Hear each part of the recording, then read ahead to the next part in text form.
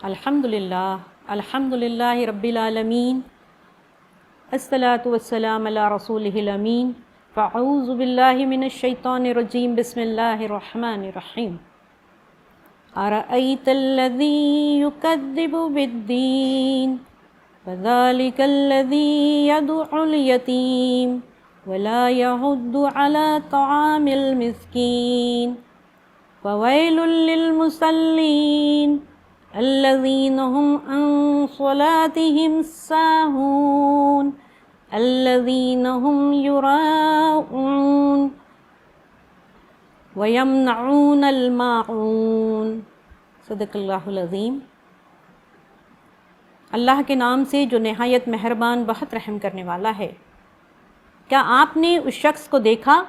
جو روز جزا کو جھٹلاتا ہے؟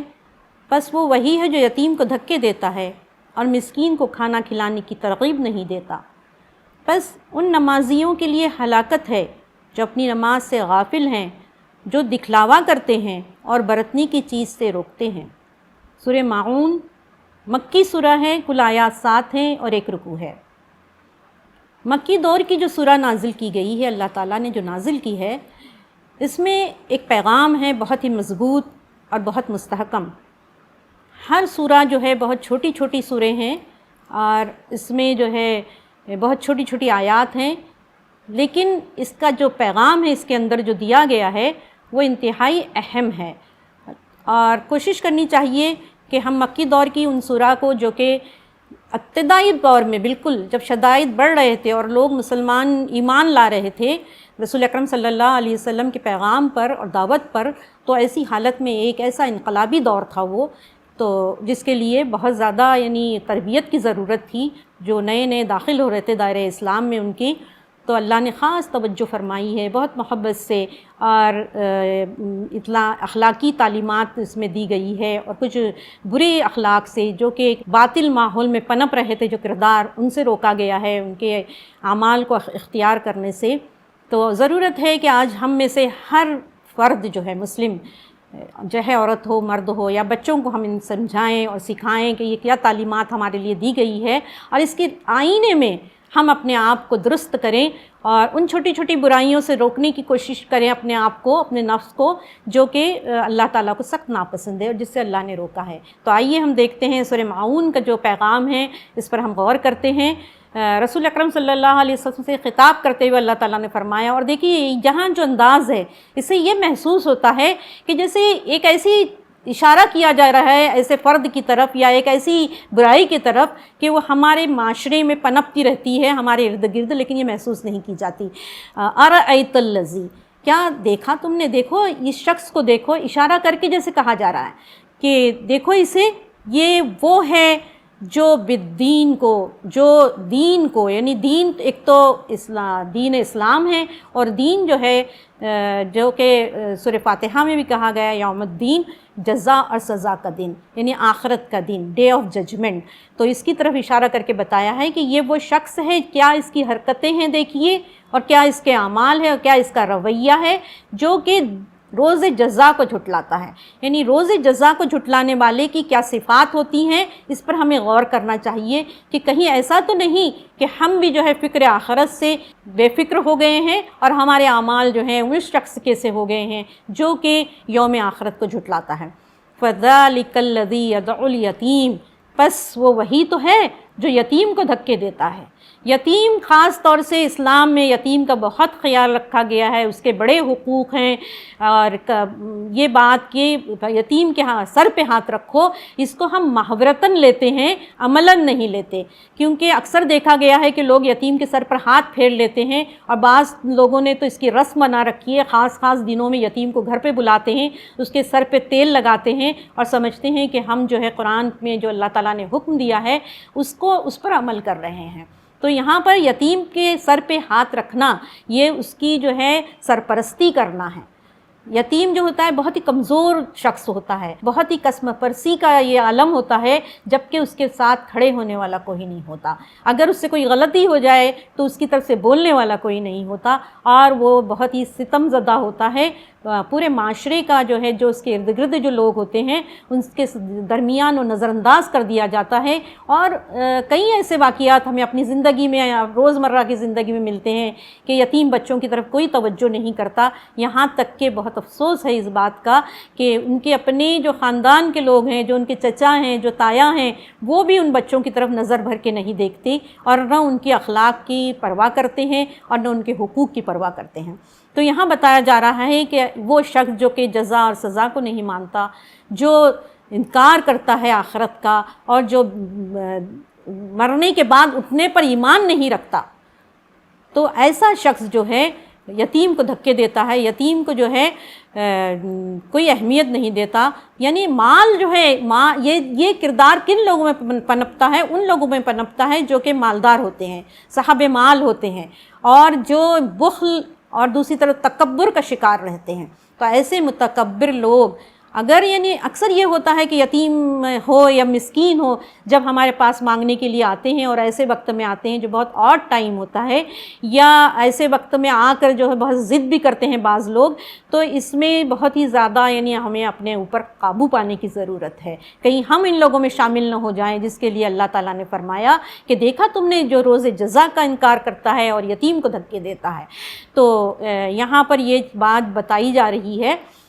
ایک اس کا پس منظر ہے، تاریخی پس منظر ہے جس کی طرف میں زیادہ نہیں جاؤں گی کیونکہ وقت ہمارے پاس بہت کم ہے۔ آگے بتایا جا رہا ہے وہ مسکین کو کھانا کھلانے کی ترغیب نہیں دیتے، یعنی یہ تو الگ بات ہے کہ وہ خود مسکین کو کھانا دیں، خود مسکین کھانے کا، دیکھیں یہاں پر طعام کا لفظ خاص طور سے بیان کیا گیا ہے، اور اس معاشرے میں جب کہ بھوک بہت زیادہ تھی اور غریب یتیم لوگ جو ہیں، مسکین لوگ کھانے سے ترس کے رہ جاتے تھے، تو کیا مجھے آپ یہ بتائیں کہ آج کی دنیا کا حال اس سے کچھ الگ ہے؟ کئی ممالک ایسے ہیں جہاں لوگ چمڑے چوستے ہیں، جہاں پر لوگ گندا پانی پیتے ہیں، بھوکے رہتے ہیں۔ ہمارے ارد گرد ہمارے محلوں میں کئی ایسے لوگ ہیں، کئی ایسے رکشہ پلرس ہیں، یا وہ مزدوری جو گھروں پہ عورتیں کرتی ہیں، بیوہ عورتیں چھوٹے چھوٹے بچوں کو پالنے کے لیے، وہ بھی اس کا شکار رہتے ہیں کہ وہ بھوک سے تڑپتے رہتے ہیں اور کام کرتے رہتے ہیں۔ تو یہاں پر یہ بتایا گیا، یہاں پر جو ہے یہ کردار جو بتایا جا رہا ہے، یہ وہ کردار ہے جو روز جزا کو جھٹلاتا ہے، کسی بدلے کی امید ان کو نہیں ہے۔ وہ جو ہے گھاس پھوس کی طرح، خضر و گھاس کی طرح اگتے ہیں، یہ سمجھتے ہیں اپنے آپ کو، اور ایسے ہی ختم ہو جاتے ہیں، مٹی میں مل جانا ہے ہم کو۔ اس طریقے سے وہ دنیا کی چھوٹی چھوٹی چیزوں کو، اپنے مال کو دانتوں سے پکڑ کے رکھتے ہیں اور اس کو خرچ کرنا نہیں چاہتے، اور حال یہ ہے کہ وہ کسی بھوکے کو کھانا کھلانے کے بھی متقاضی نہیں ہوتے۔ نیکسٹ آیت جو بتائی گئی ہے یہاں پر، چوتھی آیت ہے، اور اس میں جو بات بتائی گئی ہے وہ بھی ہمیں جو ہے بہت بڑا پیغام دیتی ہے، بہت بڑا درس دیتی ہے۔ سامعین، یہاں پر ایک بات میں آپ کو بتاؤں کہ یہ جو 3 آیات جہاں یہاں بیان کی گئی ہے، اس کی طرف جو اشارہ ہے یہ مکی دور کا میں نظر آتے تھے، لیکن اس میں جو ہے یہ حقوق العباد کی بات ہے۔ حقوق العباد اور حقوق اللہ دو الگ الگ عبادتوں کے 2 پہلو ہیں۔ تو یہاں شروع میں دیکھیے اللہ تعالیٰ نے حقوق العباد کو ترجیح دی، پھر اس کے بعد حقوق اللہ کی بات کی گئی، اور اس میں جو ہے سب سے پہلی چیز فویل للمصلین، یعنی ہلاکت ہے، خرابی ہے، بربادی ہے ان لوگوں کے لیے، ان نمازیوں کے لیے۔ یہاں پر نمازیوں کی بات ہو رہی ہے، اس پہ ہمیں غور کرنا چاہیے کہ خرابی کن لوگوں کے لیے ہے؟ ان نماز پڑھنے والوں کے لیے، الذین هم عن صلاتهم ساہون، جو اپنی نماز سے غافل ہیں، یعنی وہ نماز تو پڑھتے ہیں لیکن غفلت کے ساتھ پڑھتے ہیں۔ اسی طریقے سے علامہ ابن کثیر نے کئی باتیں ایسی بتائی ہیں کہ نماز سے غافل ہونا، یعنی نماز سے غافل ہونے کی بات یہ ہے کہ وقت پہ، مسنون وقت پہ نماز نہ پڑھنا، یا نماز میں جو ہے رکعتیں کم کر دینا اور جلدی جلدی نماز پڑھنا، یہ نماز میں غفلت ہے۔ بعض اللہ کے رسول اکرم صلی اللہ علیہ وسلم کی حدیث ہے، مسند احمد میں درج ہے کہ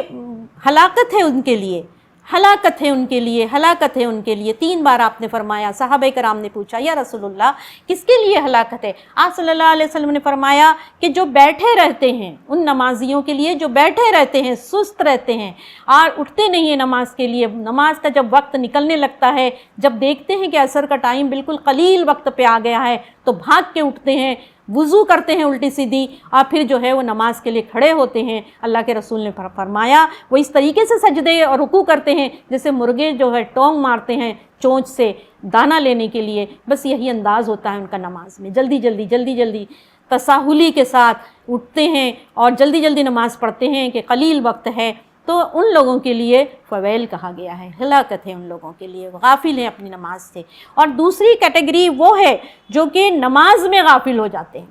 یعنی نماز تو پڑھتے ہیں لیکن کچھ سمجھ میں نہیں آتا کیا پڑھ رہے ہیں، دنیا بھر کے خیالات ان کے اوپر منڈلاتے رہتے ہیں۔ ایک تو وہ ہیں جو خشوع و خضوع کے ساتھ پڑھتے ہیں لیکن پھر بھی خیالات آتے ہیں، تو اس کے لیے یہ حکم ہے کہ آپ جو ہے ان خیالات کی طرف، ان شیطانی وساوس کی طرف توجہ نہ دیں اور نماز کے اوپر کنسنٹریٹ کریں۔ لیکن یہاں جن کا ذکر کیا گیا ہے کہ وہ جو ہے جو ساہون میں شامل ہیں، ان کے لیے یہ بتایا گیا ہے کہ نماز میں جو ہے یہ پورے سجدہ نہیں کرتے، پورے رکوع نہیں کرتے، اور اس کی مثال تو ہم تراویح میں دیکھتے ہی ہیں۔ صلاۃ تراویح جو ہوتی ہے اس میں اتنی جلدی جلدی امام نماز پڑھاتے ہیں کیونکہ انہیں جو ہے جو ان کا ٹارگٹ ہوتا ہے، ایک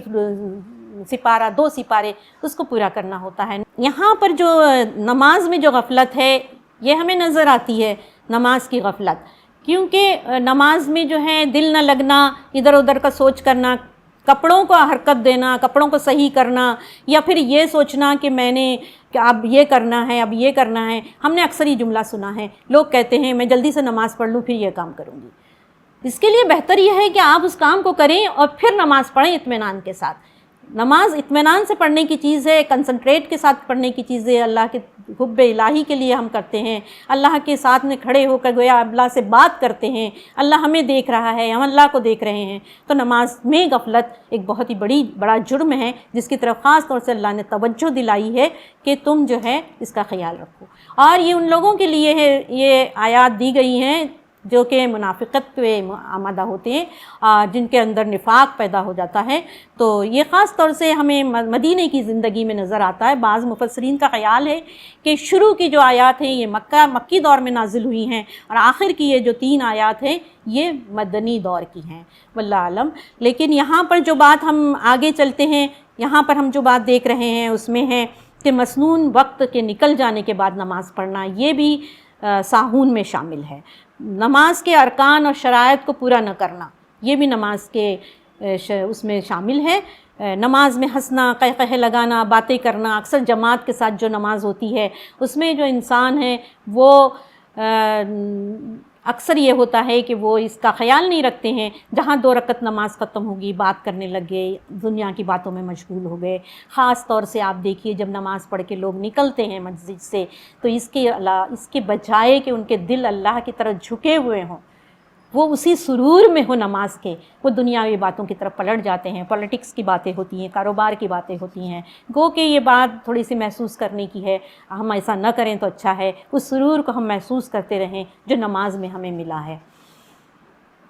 اسی کے ساتھ ایک چیز اور جو ہمارے سمجھ میں آتی ہے وہ یہ ہے، جس سے کہ ہمیں روکا بھی گیا ہے، رسول اکرم صلی اللہ علیہ وسلم نے توجہ بھی دلائی ہے کہ اپنی ایڑی کو جہنم سے بچاؤ۔ وضو کا معاملہ ہے، وضو بھی جو ہے مارے توڑے کی جاتی ہے، جلدی جلدی وضو کی جاتی ہے۔ آج کل جو سسٹم ہے وضو کا کہ واش بیسن میں کرتے ہیں، نل چلتا رہتا ہے تو ٹیپ واٹر سے کیا جاتا ہے، تو اس کے نتیجے میں کیا ہوتا ہے کہ پانی بھی ضائع ہوتا ہے۔ لیکن یہ جو نعمت ہے اللہ کی، اتنی آسانیاں ہمارے ساتھ ہے، تو ہم اس وضو کو کم سے کم پوری کریں، پورے توجہ کے ساتھ کریں۔ ان وضو کو جو کہ سوکھے رہ گئے ہیں، خشک رہ گئے ہیں، ان پر ہاتھ پھیریں، جیسے کونی سے اوپر کا حصہ ہے، پچھلا حصہ، یا جیسے ایڑیوں کا حصہ ہے، یا انگلیوں کے درمیان کا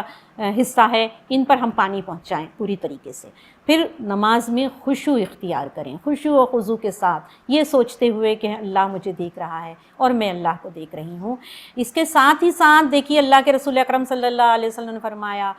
نماز مسلمانوں کی معراج ہے۔ تو یہ بات کہ اللہ کے رسول اکرم صلی اللہ علیہ وسلم نے جس طرح سے معراج کے سفر میں اللہ کے ساتھ میں کلام فرمایا، اسی طریقے سے نماز میں بھی ہم لوگ جو ہیں کلام کرتے ہیں اللہ کے ساتھ، اس لیے مسلمانوں کی معراج ہے۔ تو ہمیں اس بات کا احساس ہونا چاہیے، کیونکہ علامہ ابن کثیر نے کہا کہ ان جو 4-5 باتیں جو یہاں گنائی گئی ان میں سے کوئی ایک بات بھی اگر شامل ہے تو اتنا ہی نفاق اس کے اندر ہے۔ تو ہمیں کوشش کرنا چاہیے ہم نماز سے غافل نہ ہوں، نماز میں غافل نہ ہوں، مسنون وقت نکل جانے کے بعد نماز نہ پڑھیں، نماز کے ارکان پورے نہ کرنا بھی جو ہے یہ بھی اس کا بھی ہمیں خیال رکھنا چاہیے کہ نماز کی کنڈیشنز کو پورا کیا جائے، وضو کو صحیح طور سے کیا جائے، اگر وضو صحیح ہوگا تو نماز بھی قبول ہوگی۔ پھر اس کے ساتھ خشوع اور خضوع کے ساتھ، خاص کنسنٹریشن کے ساتھ، خاص اللہ کی طرف لو لگا کے اور اللہ کی محبت میں ڈوب کے نماز پڑھی جائے۔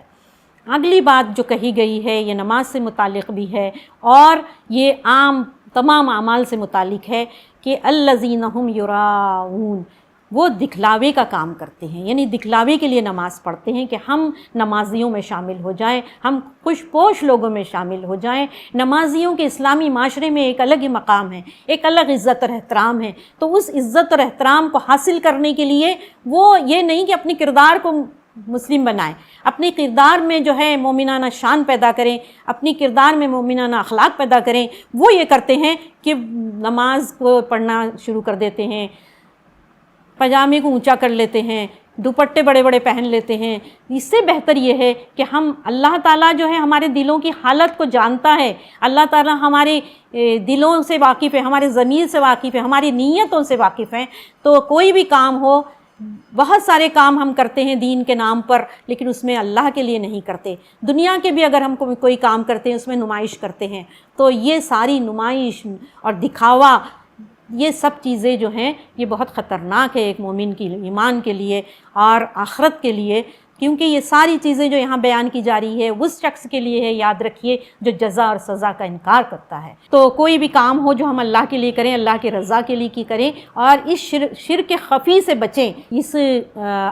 سورہ کی جو آخری آیت ہے اس کو غور سے سنیے، وَيَمْنَعُونَ الْمَاعُونَ، معاون کہتے ہیں ان چھوٹی چھوٹی برتنے کی چیزوں کے لیے جو انسان بغیر کسی تکلف کے دوسروں کو دے سکتا ہے ضرورت مند کو، اور پھر واپس بھی لے سکتا ہے، کیونکہ بہت سے لوگ ہوتے ہیں جو کہ ضرورت مند ہوتے ہیں، اچانک ہر گھر میں ہوتا ہے، کبھی پیاز ختم ہو گئی، کبھی لہسن ختم ہو گیا، کبھی نمک ختم ہو گیا، کبھی آگ نہیں جل رہی ہے، تو ان ساری چیزوں کو لوگ ایک دوسرے سے مانگ لیتے ہیں، اور خواتین کے لیے اس میں خاص طور سے یہ پیغام ہے کہ وہ جو ہے ان چیزوں کے لیے منع نہ کریں، کیونکہ انہیں یقین ہے کہ یہ تمام صدقات ہیں، اللہ نے اسے صدقے کہا ہے، یہ نہیں کہ آپ کا یہ عمل جو ہے جو چھوٹا سا عمل ہے یہ ضائع ہو جائے گا، اللہ کی نظر میں نہیں آئے گا۔ اگر ایسا ہوتا تو اللہ تعالیٰ اس سورے میں اس کا ذکر نہ فرماتے۔ یمنعون المعون کی طرف جو توجہ دلائی گئی ہے کہ چھوٹے چھوٹے جو برتنے کی چیزیں ہیں، کینچی ہے، چاقو ہے، نمک ہے، پانی ہے، یہ چیزیں دینے میں کوئی حرج نہیں ہے کسی کو، کیونکہ یہ چیزیں جو ہیں یہ تو ایسے ہی واپس آ جاتے ہیں استعمال کے بعد، اس میں کوئی کمی نہیں ہوتی ہے۔ تو لیکن بعض لوگ جو کہ جزا اور سزا کو جھٹلاتے ہیں، جو بخیل ہیں،